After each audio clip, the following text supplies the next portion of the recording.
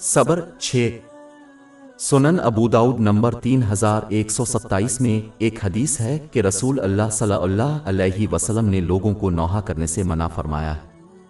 बदकिस्मती से कुछ का ख्याल है कि मुश्किल के वक्त रोने की इजाज़त नहीं है, जैसे किसी अजीज़ को खोना। ये गलत है क्योंकि हुजूर नबी अकरम सल्लल्लाहु अलैहि वसल्लम कई मौक़ों पर जब किसी का इंतकाल हुआ तो रोए थे। मिसाल के तौर पर जब उनके बेटे इब्राहीम रज़ी अल्लाह अन्हु का इंतकाल हुआ तो वो रो पड़े।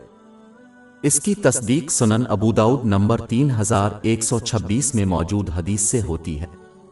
दर हकीकत किसी की मौत पर रोना रहमत की निशानी है जिसे अल्लाह ताला ने अपने बंदों के दिलों में जगह दी है, और सिर्फ वही लोग जो दूसरों पर रहम करते हैं अल्लाह की तरफ से रहम किया जाएगा। सही बुखारी नंबर 1284 में मौजूद एक हदीस में उसकी तलकीन की गई है। इसी हदीस में वाज़े तौर पर जिक्र किया गया है कि हुजूर नबी अकरम सल्लल्लाहु अलैहि वसल्लम अपने नवासे के इंतकाल पर रोए थे। सही मुस्लिम नंबर 2137 में मौजूद एक हदीस में ये नसीहत है कि किसी शख्स को किसी की मौत पर रोने अपने दिल में होने वाले गम पर अजाब नहीं दिया जाएगा, लेकिन अगर वो अल्लाह ताला के इंतखाब के बारे में अपनी बेसब्री का मुजाहरा करते हुए अल्फाज बोलते हैं तो उन्हें सज़ा का सामना करना पड़ सकता है। वाज़ेह रहे कि दिल में गम महसूस करना या आंसू बहाना इस्लाम में मना नहीं है। जिन चीज़ों से मना किया गया है वो हैं रोना, कौल व फ़ेल से बेसब्री का इजहार करना, जैसे कपड़े फाड़ना, गम में सर मुंडवाना।